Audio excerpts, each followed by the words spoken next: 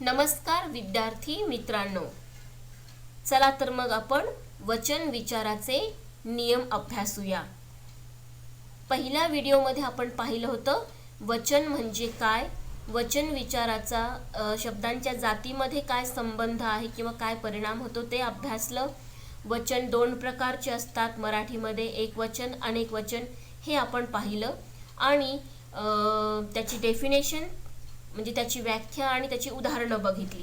त्याचबरोबर जे नियम अभ्यासणार आहोत त्या नियमांमध्ये आपण काही शब्दांचा प्रयोग करतो, अकारांत, उकारांत, आकारांत। तर हे शब्द काय आहेत किंवा यांना ते शब्द का म्हणतात, तसं का म्हणतात हे आपण अभ्यासलेलं आहे। तर आता आपण नियम अभ्यासूया। ठीक आहे, या वचन विचारातला विद्यार्थी मित्रांनो पहिला नियम आहे आकारांत पुल्लिंग नामाचे अनेक वचन एकारांत होते। पहा, आकारांत पुल्लिंग हे लक्षात ठेवायचं। काही शब्द पुल्लिंग, काही स्त्रीलिंग, काही नपुंसकलिंग असे नियम आहेत। त्यामुळे पुल्लिंगाच्या संदर्भातील दोन नियम आपण अभ्यासणार। स्त्रीलिंगी शब्दांचे आपण 4 नियम अभ्यासणार आणि नपुंसकलिंगी शब्दाचे आपण 2 किंवा 3 नियम बघणार आहोत। ओके, तर पहिला नियम पुल्लिंग शब्दांच्या संदर्भातील। आकारांत पुल्लिंग नामाचे अनेक वचन एकारांत होते। उदाहरणार्थ रस्ता, रस्ते।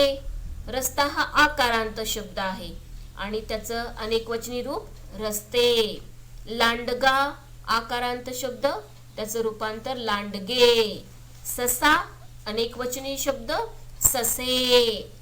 ससा आकारांत शब्द, ससे एकारांत अनेकवचनी शब्द। ओके, कळालं। आता दुसरा नियम आकारांत शिवाय म्हणजे आकारांत शब्द पुल्लिंगी शब्द आकारांत शिवाय इतर सर्व पुल्लिंग नामांची रूपे दोन्ही वचनात सारखीच असतात। दोन्ही वचनात म्हणजे एकवचनात आणि अनेक वचनात रूप सारखंच असतं। कोणत्या शब्दांचं? तर इतर सर्व पुल्लिंगी नामांचं केवळ आकारांत सोडून। म्हणून इथं नियम दिलाय आकारांत। आकारांत पुल्लिंगी शब्द सोडले तर उरलेले जे अकारांत, इकारांत, उकारांत नाम आहेत, पुल्लिंगी नाम आहेत, त्यांची रूपे दोन्ही वचनात सारखीच असतात। हा नियम आहे, कारण आकारांत पुल्लिंग नामाचं एकारांतात होतं, मग उरलेले इ, उ, ए हे जे सगळे आहेत सर्व पुल्लिंगी नाम त्यांचे अनेक वचन दोन्ही वचनात सारखंच असतं, असा हा नियम आहे। कळालं। उदाहरणार्थ देव, देव, देवला देवच राहतं। फोटो, फोटो बघा देव अकारांत शब्द, फोटो ओकारांत शब्द, कवी इकारांत शब्द, शत्रू उकारांत शब्द। म्हणजे आकारांत शब्द सोडले तर इतर सर्व पुल्लिंगी नामांचं अनेकवचनी रूप हे एकवचनासारखंच असतं। समजलं असेलच। तिसरा नियम बघू। आकारांत स्त्रीलिंग नामाचे अनेक वचन केव्हा आकारांत तर केव्हा इकारांत होते। म्हणजे याच्यात दोन्ही पॉसिबिलिटीज आहे। आकारांत स्त्रीलिंग, आता स्त्रीलिंगी शब्द आहे पुल्लिंगी नाही, हे लक्षात घ्या। आकारांत स्त्रीलिंगी नामाचं अनेकवचनी रूप कधी कधी आकारांतच राहते तर कधी कधी इकारांत होते। जसं वीट, वीट विटा, चूक चुका, तारीख तारखा, तारीख तारखा, सून सुना, वेळ वेळा, केळ केळी, म्हैस म्हशी, विहीर विहिरी, भिंत भिंती। अकारांत, अकारांत स्त्रीलिंग नामाचे अनेक वचन केव्हा आकारांत होते तर केव्हा इकारांत होते। वीट विटा आ, अच आ मध्ये, चूक चुका, तारीख तारखा, सून सुना, वेळ, वेळा, केळ. आता केळा नाही होणार म्हणून इथं इकारांत आहे. कधी कधी आकारांत तर कधी कधी इकारांत होते. हे याच्यासाठी म्हटले की केळचं केळा नाही होणार केळी, म्हैसचं म्हशी, विहीरचं विहिरी, भिंतचं भिंती, असे काही शब्द आहेत. अकारांत स्त्रीलिंग नामाचे अनेक वचन केव्हा आकारांत तर केव्हा इकारांत होते. असा हा तिसरा नियम आहे विद्यार्थी मित्रांनो. समजलं का? पहिले दोन नियम हे पुल्लिंगी शब्दांच्या संदर्भात आहेत आणि तिसरा नियम हा स्त्रीलिंगी शब्दांच्या संदर्भात आहे. आकारांत पुल्लिंगी नामाचं अनेक वचन एकारांत होते तर आकारांताशिवाय इतर सर्व पुल्लिंग नामांची रूपे दोन्ही वचनात सारखीच असतात. हे पुल्लिंगी शब्दांचे दोन नियम. तिसरा, स्त्रीलिंगी शब्दांच्या बाबतीत अकारांत स्त्रीलिंग नामाचे अनेक वचन केव्हा आकारांत तर केव्हा इकारांत होते. वीट, विटा, चूक, चुका, केळ, केळी, म्हैस, म्हशी असं. ठीक आहे. पुढचा नियम बघू आपण. पुढचा आहे आकारांत स्त्रीलिंगी तत्सम म्हटले. नियम आहे हा तत्सम. आकारांत स्त्रीलिंगी तत्सम नामांचे अनेक वचन एक वचनासारखेच राहते. आकारांत स्त्रीलिंगी शब्द पण कोणते? तत्सम. मी आधी सांगितलं तुम्हाला, तत्सम म्हणजे त्याप्रमाणे, संस्कृत प्रमाणे. संस्कृत मधून जशाला तसे शब्द आपण मराठीत वापरतो त्या शब्दांना तत्सम शब्द म्हणतात. त्या तत्सम शब्दामध्ये आकारांत स्त्रीलिंगी शब्द. ओके. आकारांत स्त्रीलिंगी तत्सम नामांचे अनेक वचन एक वचनासारखेच राहते. जसं एक वचन आहे तसंच अनेक वचनी राहतं किंवा अनेक वचनी दिलं असेल तर त्याचं एक वचनी जशाला तसंच राहतं. हा त्या नियमाचा अर्थ आहे. उदाहरणार्थ भाषा, भाषा, भाषी म्हणतो का आपण? नाही. भाषा, भाषा. दिशा, दिशा. आज्ञा, आज्ञा. विद्या, विद्या. सभा, सभा. हे सगळे जे शब्द आहेत ना, भाषा, दिशा, आज्ञा, विद्या, सभा, हे संस्कृत मधील शब्द आहेत. ते जशाला तसे मराठीत वापरतो आणि हे सगळे आकारांत स्त्रीलिंगी नाम आहेत. एकही पुल्लिंग नाही, सगळे आकारांत स्त्रीलिंगी शब्द आहेत. म्हणून नियम असा आहे, आकारांत स्त्रीलिंगी तत्सम नामांचे अनेक वचन एक वचनासारखेच राहते. पाचवा नियम, इकारांत स्त्रीलिंगी नामाचे अनेक वचन याकारांत होते. हा नियम तुम्हाला माहिती आहे, हा तुम्ही नेहमी अंमलात आणता.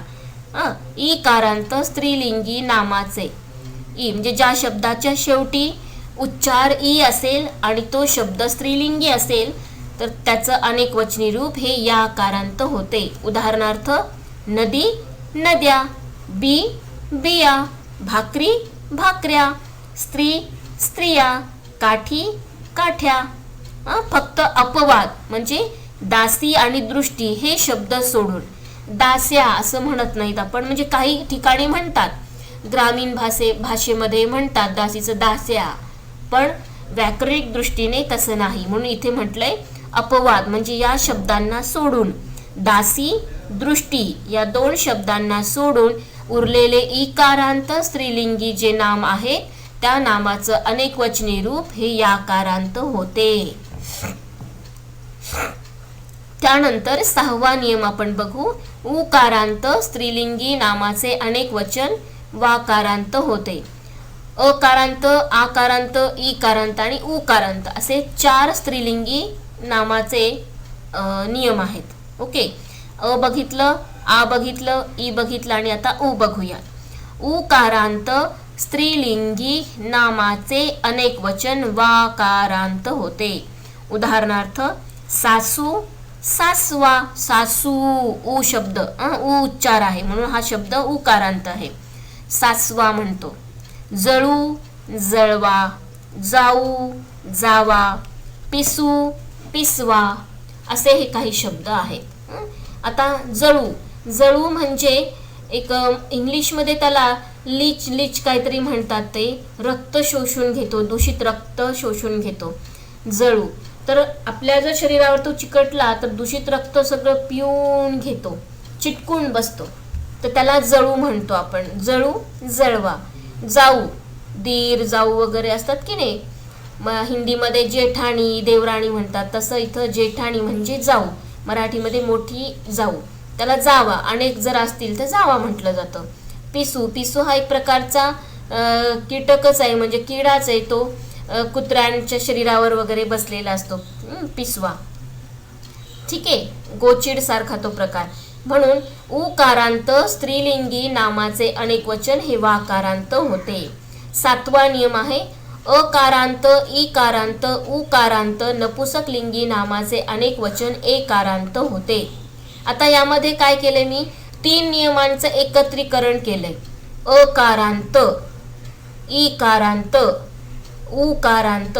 कोणतं? पण नपुसकलिंगी. नपुंसकलिंगी नामाचे अनेक वचन हे नेहमी एकारांत होते. जसं स्त्रीलिंगीचे 4 नियम आहेत तसे नपुसकलिंगीचे पण 4 नियम आहेत. म्हणून अकारांत, इकारांत, उकारांत या नपुसकलिंगी नामांचे अनेक वचन हे नेहमी एकारांत होते. उदाहरणार्थ घर, घरे, शेत, शेते, वासरू, वासरे, पाखरू, पाखरे इत्यादी एकारांत. ठीक आहे. आता नेक्स्ट नियम, एकारांत नपुसकलिंगी नामाचे अनेक वचन इकारांत होते. अ, इ, उ सोडले, उरलेला राहतो ए.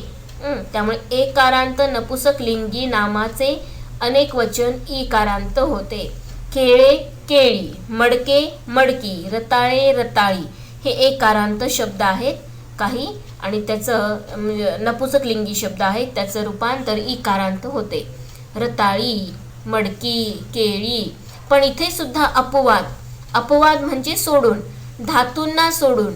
सोने, रुपे, तांबे, शिसे हे ऑलरेडी एकारांत शब्द आहेत, पण यांचं सोनी, रुपी, तांबी, शिसी असं काही होत नाही. हे धातू आहेत. इत्यादी धातुवाचक नाम, धातुवाचक नपुसकलिंगी एकारांत शब्द सोडून बाकी सगळ्या शब्दांचं अनेकवचनी रूप इकारांत होते. असे हे नियम आहेत. पुल्लिंगी शब्दांचे 2 नियम, स्त्रीलिंगी शब्दांची 4 नियम आणि नपुसकलिंगीचे आपण 2 नियम पाहिले. ओके, समजलं असेलच तुम्हाला. काही अडचण आहे का? नाही. मी पुन्हा एकदा सांगते 2 मिनिटामध्ये, नीट लक्षात घ्या. हे आता जर तुम्ही समजलं तर 7वी 8वी पर्यंत तुम्हाला हे नियम चांगले समजतील, लक्षात येतील, आणि 9वी 10वीला वचन विचार तुमचा खूप पक्का होऊन जाईल आणि 1 सुद्धा मार्क तुमचा जाणार नाही. ओके, पहा पहिला नियम, आकारांत पुल्लिंग नामाचे अनेक वचन एकारांत होते. रस्ता, रस्ते, लांडगा, लांडग्या अशी उदाहरणं मी दिली. आकारांत शिवाय इतर सर्व पुल्लिंग नामांची रूपे दोन्ही वचनात सारखीच असतात. उदाहरणार्थ फोटो, फोटो, गहू, गहू किंवा कवी, कवी. तिसरा नियम पाहिला, अकारांत स्त्रीलिंग नामाचे अनेक वचन केव्हा आकारांत तर केव्हा इकारांत होते. उदाहरणार्थ वीट, विटा, तारीख, तारखा, केळ, केळी, विहीर, विहिरी. आता नेक्स्ट, आकारांत स्त्रीलिंगी तस्तम नामाचे अनेक वचन एक वचनासारखेच राहते. तस्तम म्हणजे संस्कृतमधून जशाला तसे आलेले शब्द. भाषा, भाषा, दिशा, दिशा. इकारांत स्त्रीलिंगी नामाचे अनेक वचन याकारांत होते. नदी, नद्या, बी, बिया, भाकरी, भाकऱ्या, काठी, काठ्या असे. उकारांत स्त्रीलिंगी नामाचे अनेक वचन वाकारांत होते. सासू, सासवा, जाऊ, जावा, जळू, जळवा अशा पद्धतीने. अपवाद फक्त वाळू, वस्तू आणि बाजू हे 3 शब्द सोडले तर. ओके, वाळूचं वाळवा, वस्तूचं वस्तुवा, बाजूचं बाजूवा असं होत नाही, किंवा बाजवा, वस्तवा असं होत नाही.